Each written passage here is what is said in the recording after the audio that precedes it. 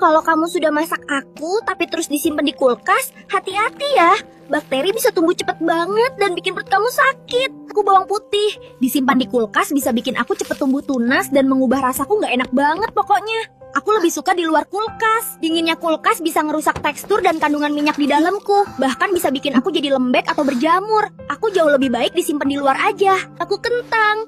Suhu dingin bisa mengubah pati di dalam tubuhku jadi gula. Madu. Udara dingin bikin aku mengkristal, mengeras, dan kehilangan tekstur lembut alaminya. Biar aku tetap cair dan enak, simpan aku di suhu ruangan ya. Aku bawang bombay. Kulkas bikin aku jadi lembek dan lembab. Alhasil aku jadi lebih cepat busuk. Aku bakal bertahan lebih lama kalau ditaruh di luar. Aku roti. Kulkas malah bikin aku cepat kering. Dan itulah alasannya aku jadi keras atau basi. Aku jauh lebih awet kalau disimpan di luar kulkas. Aku si tomat. Suhu dingin kulkas itu musuhku. Karena bisa ngerusak rasa dan teksturku, aku jadi hambar dan benyek.